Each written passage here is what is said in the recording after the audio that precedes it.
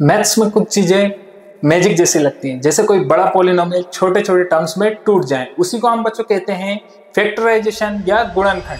तो मैं हूं पवन गुप्ता, आपका मैथ्स टीचर, लेकर आया हूं क्लास 9th का चैप्टर नंबर 2 का टॉपिक फैक्टराइजेशन ऑफ पॉलिनोमियल, है ना, या बहुपदों का गुणनखंड। तो आज हम अब इसको समझने की कोशिश करेंगे, है ना। तो सबसे पहले हमें बच्चे ये समझना है कि गुणनखंड क्या होता है ना। तो मैं आपको समझाने की कोशिश करता हूँ कि गुणनखंड क्या होता है। जैसे मान लो बच्चों, अगर कोई संख्या आपके सामने दी हुई है, जैसे 16, तो अगर मैं आपसे इससे बोलूं कि इसका फैक्टर बताओ क्या होगा, तो आप इजीली बता दोगे, है ना, क्योंकि संख्याओं का गुणनखंड करना आपने सीखा है। लेकिन जब उसके साथ कोई वेरिएबल आ जाए, है ना, तो उसके बाद हम कैसे उसका गुणनखंड निकालते हैं, आज हम वही सीखेंगे, है ना। जैसे मान लो 2 का आप क्या कर 16 का अगर मैं बोलूं तो क्या करोगे आप, 2 गुने 1 भी उसका गुणनखंड होगा, है कि नहीं, 4 भी होगा, 8 भी होगा, खुद 16 भी होगा, है ना। तो ये आप इजीली कर लोगे। लेकिन जब इसके साथ वेरिएबल आ जाएगा तब हम कैसे करेंगे, क्योंकि वेरिएबल आ जाने के कारण बच्चों, वेरिएबल की कोई फिक्स वैल्यू है नहीं, है ना। तो उस कंडीशन में हम कैसे करते हैं वही हम सीखने की कोशिश करेंगे। जैसे मान लो अगर कहीं पे लिखा है 2x + 1 का स्क्वायर, है ना, देखो इसमें क्या आ गया, साथ में वेरिएबल, है ना। वेरिएबल आने के कारण इसका क्या गुणनखंड होगा, तो इजीली अभी तो आप बता दोगे। जैसे 2x + 1 और 2x + 1, क्योंकि इसके ऊपर लगा है स्क्वायर। जैसे अगर मैं आपसे बोलता कभी कि 4 का बताओ, तो आप क्या करते 4 के लिए 2 × 2, क्योंकि ये 2 का क्या है, स्क्वायर। तो ठीक वैसे ही ये भी तो है 2x + 1 का स्क्वायर। जैसे यहाँ मैंने लिखा 2 का स्क्वायर, ठीक वैसे ये भी है 2x + 1 का स्क्वायर। हम मैंने ये 2 टर्म्स में इसको लिख दिया, जैसे आपने 4 को 2 टर्म्स में लिख दिया था। समझ रहे हो। तो यही होता है गुणनखंड। अब बस हम यहाँ पे देखेंगे बहुपद का गुणनखंड कैसे करेंगे। बहुपद मतलब एक पद से जहां ज्यादा हो, 2 हो, 3 हो, 4 हो, है ना, उसका हम गुणनखंड कैसे करते हैं, आज हम यही समझने की कोशिश करेंगे, ठीक है। तो अब मैं कुछ एग्जांपल्स के थ्रू आपको समझाने की कोशिश करूंगा। जैसे देखो, जांच कीजिए कि x + 2 बहुपद x³ + 3x² + 5x + 6 और 2x + 4 का एक गुणनखंड है या नहीं है। हमें ये जांच करके बताना है। तो देखो कैसे करोगे। सबसे पहले समझना कि जैसे कोई भी संख्या, जैसे मान लो 16 ही लिया था, उसी को दोबारा ले लो, है ना। अगर जो इसका गुणनखंड होगा, जैसे 1, 2, 4, 8, खुद 16 भी, है ना, ये होगा, तो कभी भी बच्चे याद रखना कि जब हम इस संख्या से इसको भाग देंगे, 16 को भाग देंगे, तो जो हमारा रिमाइंडर आता है, जो शेषफल आता है, वो हमेशा शून्य आएगा। तो गुणनखंड का मतलब यही है कि अगर कोई संख्या उसका गुणनखंड है, तो उसका जो रिमाइंडर आएगा या शेषफल आएगा वो हमेशा शून्य आएगा। उसके सिवा आप किसी भी संख्या से उसको अगर आप भाग दोगे तो उसका रिमाइंडर कुछ ना कुछ बचेगा, है ना, कुछ ना कुछ रिमाइंडर आएगा, रिमाइंडर 0 नहीं आएगा। तो इसका मतलब वो उसका गुणनखंड नहीं है। जैसे अगर मैं 16 को 3 से भाग दूं, तो देखो 3 बचे 15, है ना, कितना बचा आपका 1। अब ये 1 क्या है, ये शेषफल है, रिमाइंडर है। इसका मतलब जो 3 है वो 16 का क्या गुणनखंड नहीं है। समझे, 3 16 का गुणनखंड नहीं है। लेकिन अगर मैं यहाँ 2 से करता, या 4 से करता, या 8 से करता, तो यहाँ पर शून्य आता, शेषफल मेरा शून्य आता है। इसका मतलब 2, 4, 8, 1 जो भी संख्या है वो 16 का गुणनखंड है ना। तो मैं अगर यहाँ पे देखना चाहता हूँ कि x + 2 जो है इस पूरे पद का, है ना, इस बहुपद का और इस बहुपद का, दोनों का गुणनखंड है या नहीं, तो उसके लिए क्या करते हैं, जब हमारे साथ वेरिएबल आ जाता है तो वही देखना है अब आपको, है ना। जैसे अगर मुझे देखना है कि x + 2 है या नहीं, तो इस कंडीशन में मैं क्या करूंगा, x + 2 को बराबर 0 मान लूंगा। क्यों, क्योंकि शेषफल यहाँ 0 ही आना है अगर उसका गुणनखंड है तो, है ना। तो x की वैल्यू क्या आ गई, -2। समझ गए, x की वैल्यू क्या आ गई, -2। अब इसमें -2 को जहां पर भी मेरा चर है उसमें मैं पुट करके देखूंगा। अगर मेरा शेषफल 0 आता है, अगर मुझे सोल्व करने पर 0 आता है, इसका मतलब ये जो बहुपद है वो 2x + 2 का क्या है, मल्टीपल है। समझ रहे हो ना, उसका ये क्या है, गुणनखंड है ना।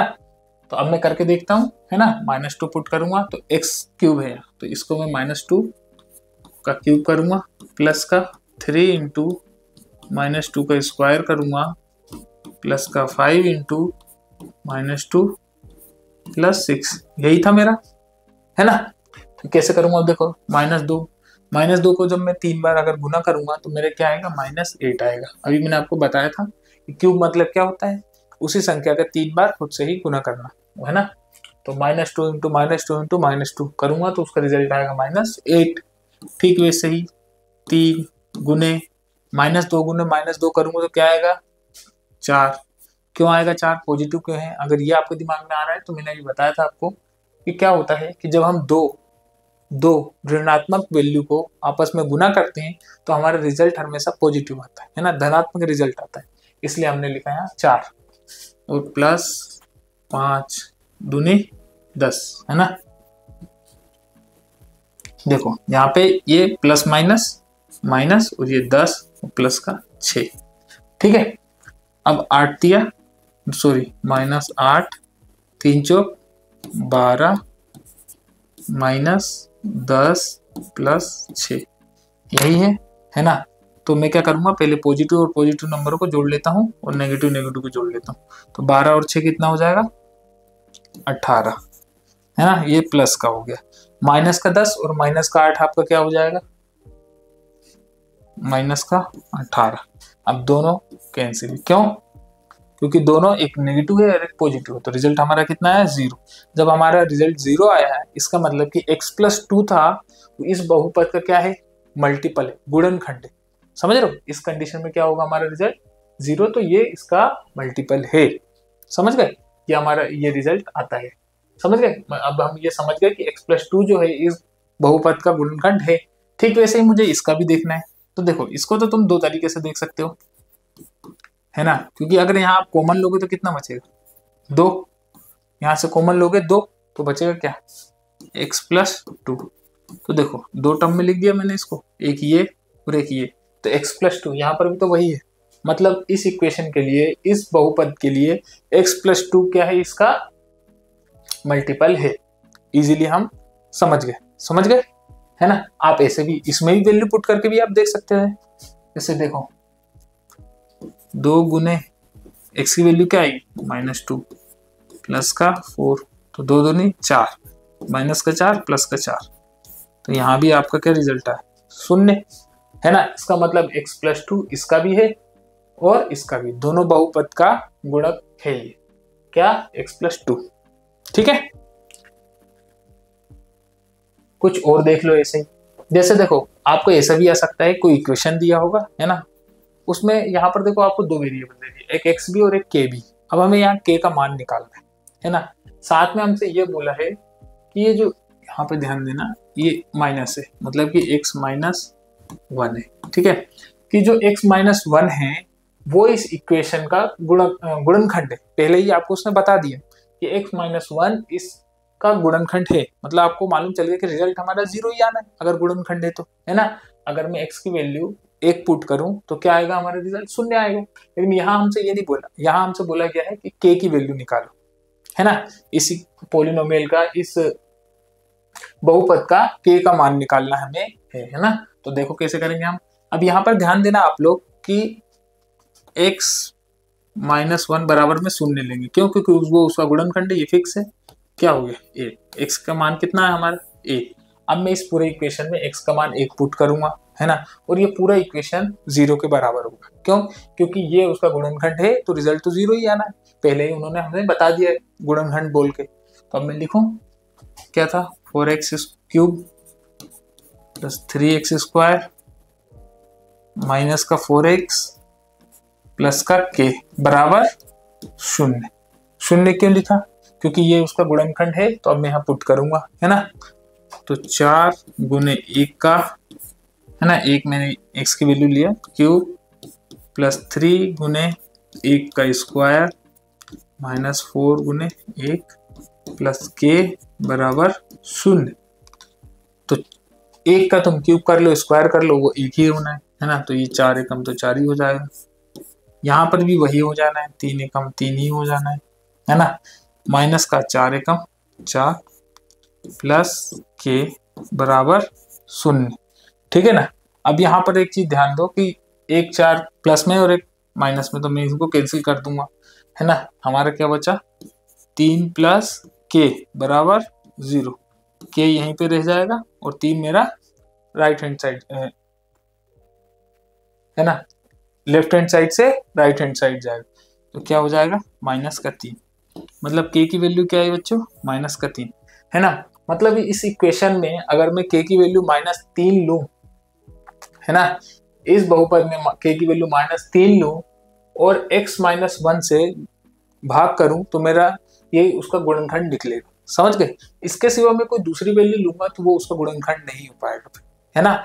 मतलब k की वैल्यू -3 ही लेना है आपको, तभी x-1 इस बहुपद का गुणनखंड हो सकता है। इसका मतलब यही होता है, समझे, है ना। अब मैं कुछ और इसके आगे का आपको बताता हूं। जैसे यहाँ पर देखो क्या है, गुणनखंड प्रमेय की सहायता से y² - 5x + 6 का गुणनखंड कीजिए। तो मैंने आपसे बताया था, आपको याद हो इंट्रोडक्शन वाली वीडियो में, कि जितना मैक्सिमम पावर होता है ना, उतने ही हमारे क्या होते हैं, गुणनखंड भी होते हैं। जैसे यहाँ 2 है तो वो 0 आएगा, तो गुणनखंड भी देखना 2 ही इक्वेशन बनेगी जो हमारी इसके होंगे। जैसे देखो क्या है हमारा, y² - 5y + 6। अब बच्चों को यहाँ पे आपको ध्यान देना ये है कि मैं इसको किस मेथड से करूंगा, तो ये मैं करूंगा मिड टर्म स्प्लिट मेथड से। मतलब इसका जो मध्य में जो वैल्यू दी है ना, जो हमारा मध्य पद है, मैं उसको 2 भागों में ऐसा लिखूंगा कि मेरा प्रथम पद और तृतीय पद का गुणा करने पे जो रिजल्ट आएगा वो भी, इसको जो मैं तोड़ने के बाद जो गुणा करूंगा उसका रिजल्ट भी वही आएगा, और जोड़ने घटाने पे -5 हो जाना चाहिए, तब तो मेरा इक्वेशन में मानूंगा कि सही है। जैसे देखो क्या आएगा, 6 एकम, यहाँ कुछ नहीं है तो हम क्या समझते हैं, यहाँ कुछ नहीं है अगर, तो कांस्टेंट क्या है, 1 है, तो 6 एकम 6 क्या होगा, 6y²। तो मैं इसको क्या लिख सकता हूँ, 2 × 3, 6 का प्राइम फैक्टराइजेशन क्या होगा, 2 × 3। ठीक वैसे ही y को क्या लिख सकता हूँ, y × y, है ना। तो 2 गुने, यहाँ गुना लगाने की जरूरत नहीं है, 2y और 3y लिख सकता हूँ। अब बच्चों तुम्हें ध्यान ये देना है, साइन का खास आप ध्यान देंगे, क्योंकि अगर साइन मिस्टेक हो गया तो आपका जो रिजल्ट है, जो आंसर है, वो भी गलत आएगा, है ना। तो हमें साइन का खास ध्यान रखना है यहाँ पे, क्योंकि हमें देखो क्या चाहिए, -5y चाहिए। हमारा यहाँ क्या है, दोनों पॉजिटिव है, अगर मैं दोनों को जोड़ दूं तो 5y तो आ जाएगा, लेकिन वो माइनस में नहीं आएगा। इसका मतलब हमने जो माना है वो गलत लिया, है ना। और अगर मैं देखो गुना करूं, 3 दूनी 6y² हो जा रहा है, लेकिन वो पॉजिटिव हो जाएगा अगर मैं प्लस में लूंगा तो मैं अगर मान लो यहाँ दोनों जगह माइनस ले लूं, है ना, दोनों जगह अगर माइनस ले लूं तो मैं जोड़ के देखूं, क्योंकि 2 माइनस की वैल्यू क्या होती है, जुड़ती है, लेकिन साइन हमेशा क्या आता है, माइनस का ही आता है। 3 और 2 5 y, है ना, और ये माइनस का, तो देखो मिड वाले की तरह हो गया सेम। ठीक साथ में मैं इनको दोनों को गुना करूं, अगर -2y - 3y को अगर मैं गुना करूं तो क्या आता है, 3 दूनी 6 और y² और दोनों माइनस में है, तो वो हमारा रिजल्ट क्या होगा, पॉजिटिव, क्योंकि 2 ऋणात्मक संख्याओं को या 2 ऋणात्मक पदों को हम गुना करते हैं तो जो हमारा रिजल्ट आता है वो हमेशा कैसा आता है, धनात्मक आता है ना। तो मैं धनात्मक ही है और हमें वही चाहिए, 6y²। तो मैं करके देखता हूँ, देखो y² माइनस का 2y माइनस का 3y प्लस का 6, है ना। y देखो दोनों में कॉमन, तो क्या होगा, यहाँ बचेगा 1y। क्यों बचेगा, क्योंकि यहाँ 2y थे तो 1 बच गया, एक अंदर -2। साथ में यहाँ देखो -3y और -2। अब आपको लगेगा कि मैंने यहाँ साइन प्लस का था, मैंने माइनस का क्यों लगाया। तो एक बात आप लोग हमेशा ध्यान दीजिएगा कि अगर हम कभी भी माइनस को अगर कॉमन लेते हैं तो ब्रैकेट के अंदर के साइन चेंज हो जाते हैं, है ना। और ऐसा साइन चेंज क्यों होता है, तो उसको आप सोल्व करके देखिए, क्योंकि माइनस माइनस 2 ऋणात्मक संख्याओं को अगर हम गुना करेंगे तो रिजल्ट हमारा कैसा आएगा, धनात्मक, है ना। तो यहाँ पर भी धनात्मक है। अगर मैं यहाँ पे प्लस ले लेता तो क्या धनात्मक आता, नहीं आता। इसलिए जब भी हम माइनस कॉमन लेते हैं तो ब्रैकेट के अंदर की जो संख्याएं हैं या जो पद हैं वो हमेशा उनका साइन चेंज हो जाएगा, ठीक है। जैसे y देखो माइनस में था, ब्रैकेट के अंदर आके प्लस में हो गया।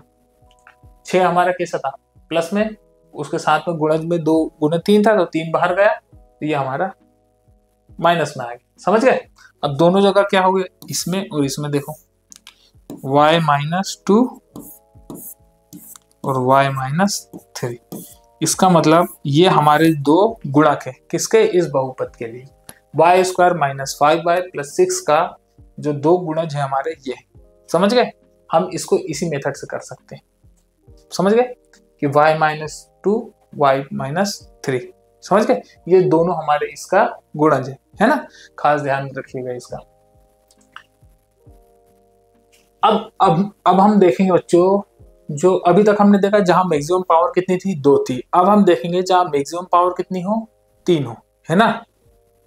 अब त्रिघाती संख्याओं का मतलब पदों का देखेंगे कि हम उसका गुणज कैसे, गुणनखंड निकालते हैं, है ना। तो यहाँ पर देखो एक चीज यहाँ पे ध्यान देना होता है कि हम यहाँ पर हमेशा कुछ वैल्यू है, जैसे 1 से ले लो, आप 0 से ले लो, स्टार्ट कर लो। हम 0, 1, -1 या 2 या -2, 3 या -3, ऐसे कुछ संख्याओं को इसमें पुट करके देखते हैं। जब तक हम देखते हैं, जब तक हमें सेटिस्फेक्शन नहीं मिलता कि कौन सी वैल्यू रखने पर ये इस इक्वेशन का, इस बहुपद का जो रिजल्ट है वो शून्य आ जाए। शून्य आ जाएगा इसका मतलब वो उसका क्या है, मल्टीपल है, समझ गए। जैसे मान लो अगर मैं x की वैल्यू शून्य मान लूं, तो क्या मैं शून्य रखने पर इस पद का जो है रिजल्ट क्या शून्य आएगा, नहीं आएगा, है ना। करके देख लो, क्योंकि देखो यहाँ पे क्या -120, तो ये सब तो शून्य हो जाएंगे, लेकिन ये -120 हमारा क्या बच जाएगा, रिमाइंडर, या फिर आप कह सकते हो कि शेषफल। तब तो ये इसका मतलब कि जो शून्य है वो इसका गुणनखंड नहीं है। अगर मैं इसका ले लूं 1, है ना, एक बार लूंगा धनात्मक, एक बार लूंगा ऋणात्मक। अगर मैं धनात्मक देखता हूं, अगर मैं इसमें 1 पुट कर दूं बच्चों, तो ये क्या हो जाएगा, 1 -23 गुने 1 का होल स्क्वायर प्लस 142 गुने 1 माइनस का 120, है ना। तो 1 का क्यूब कर दो, स्क्वायर कर दो, उससे कोई फर्क पड़ता नहीं, अभी मैंने आपको बताया। माइनस का ये 23 ही रहेगा, प्लस का 1 का गुना 142 में करोगे तो भी 142 ही रहेगा, माइनस का 120, ठीक है। तो 23 इसमें से गया, कितना बचेगा, माइनस का 22, और ये माइनस का 120।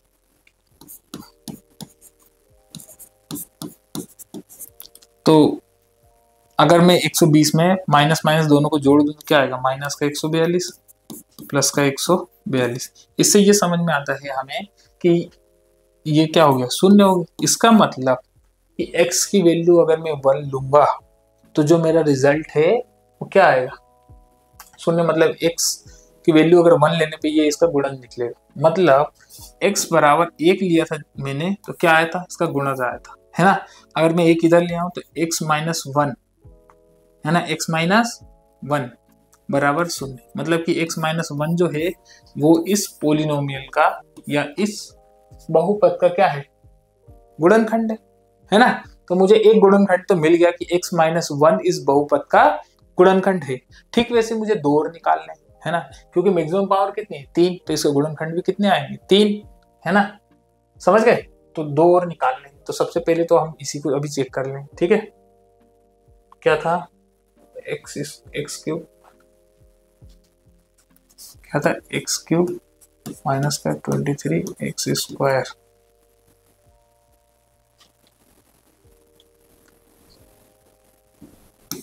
प्लस का 142x माइनस का 120। हमने कुछ गलत तो नहीं लिया, एक बार हम क्रॉस चेक करते हैं।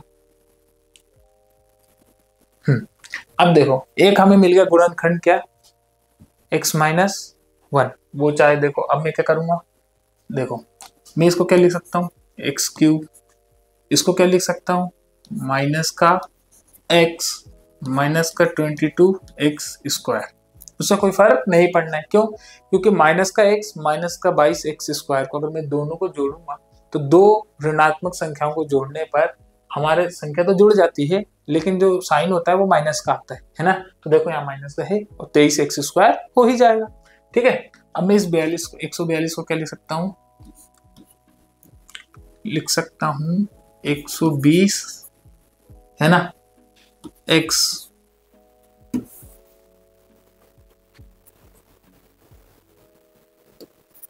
22x प्लस 120x, है ना। दोनों को जोड़ोगे तो देखो वापस 142x हो जाएगा, माइनस का 120 तो साथ में है ही, है ना।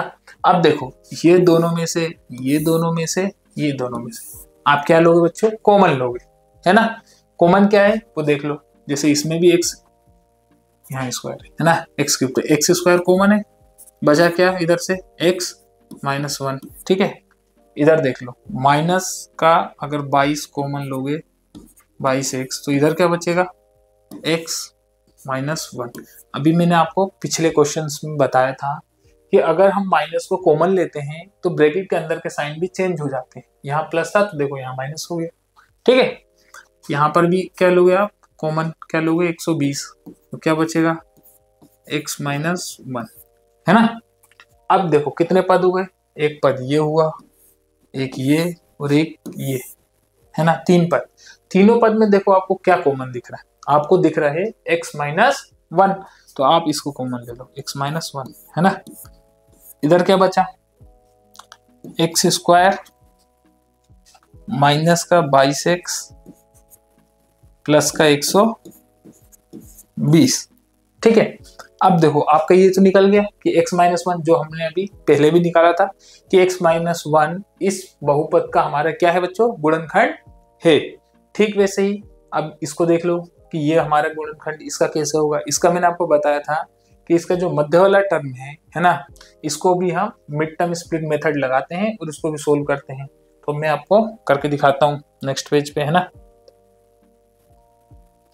क्या था x माइनस 1 और ये आया था एक्स स्क्वायर माइनस का 22x प्लस का 120,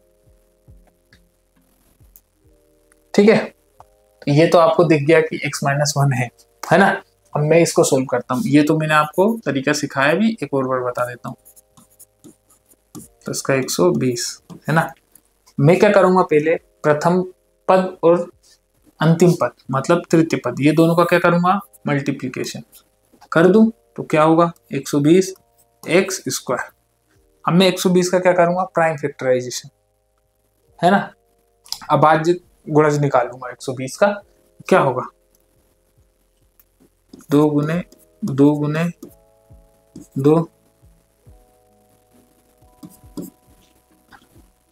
3 गुने 5,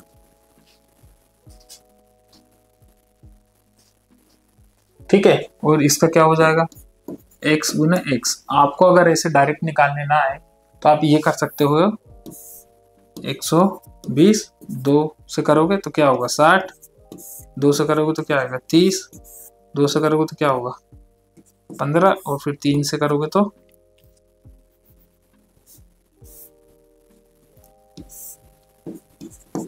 5 और 5 से करोगे तो 1, है ना। ऐसे भी आप करके निकाल सकते हो, है ना। मैंने वहां पे डायरेक्ट लिख दिया आप लोग को ताकि समझ में आ जाए, है ना। ठीक है। अब देखो मुझे क्या बनाना है, माइनस का 22x, तो कैसे बनेगा वो मैं करके आपको दिखाता हूं, है ना। इसी में से दो संख्याओं को आपको गुणा कर करके माइनस का 22x बनाना है। तो उसके लिए आप क्या कर सकते हो, जैसे ये लिया मैंने 5 दूनी 10 और 2 दूनी 4, 4 तिया 12, है ना। एक एक्स यहाँ दे दो, एक एक्स यहाँ दे दो। मुझे क्या चाहिए, माइनस का 22x चाहिए और गुणा करने पर 120 एक्स स्क्वायर आना चाहिए। तो मैं अगर दोनों जगह माइनस माइनस ले लूं, है ना, तो देखो दो ऋणात्मक संख्याओं को जोड़ा जा सकता है, लेकिन जो साइन होता है उसका वो माइनस घटा का ही आता है ना। तो यहाँ पे हो जाएगा वो माइनस का 22x। साथ में आप यहाँ पर देखो एक्स क्या कहते हैं, हमें बनाना है एक्स स्क्वायर 120 एक्स स्क्वायर। जब हम इसको गुना करेंगे तो माइनस और माइनस दो ऋणात्मक संख्याओं को गुना करने पर जो हमारा रिजल्ट आता है वो धनात्मक आता है। तो देखो धनात्मक आ रहा है, इसका मतलब ये दो हमारे जो पद हैं ये सेटिस्फाई हो रहे हैं इस इक्वेशन के लिए। तो मैं क्या लिखूंगा, एक्स स्क्वायर माइनस का 10x माइनस का 12x प्लस का 120।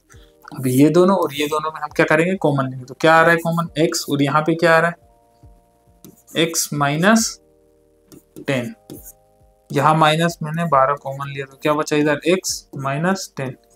माइनस क्यों आया, अभी मैंने पहले भी आपको बताया था कि यहाँ माइनस क्यों आता है, ठीक है। अब x माइनस 10 और ये x माइनस 12 और एक और हमारा क्या था x माइनस 1। मतलब जो हमारा जो पिछले स्लाइड पे बहुपद था उसका ये 3 गुणज है ना। क्यों है 3? क्योंकि मैक्सिमम पावर जो थी वो क्या थी? 3 थी। तो हमारे गुणज भी कितने आए? 3 आए, है ना। इस टाइप के क्वेश्चंस को करने का यही तरीका होता है ना। ये सबसे अच्छा तरीका और सबसे आसान, जो आपको एग्जाम में अच्छे मार्क्स भी गेन करवाएगा, है ना। इसलिए आप लोग इसी को यूज करिएगा, ठीक है। तो दोस्तों, पॉलिनोमियल के जब छोटे छोटे टुकड़े हो जाए तो समझ लो उनका गुणनखंड हो गया। अगर आपको ये वीडियो अच्छी लगी है तो लाइक करें, शेयर करें, सब्सक्राइब करें। और अगर आप इसको और डिटेल में पढ़ना चाहते हैं तो आज ही फ्यूके एजुकेशन ऐप डाउनलोड करें। Thank you.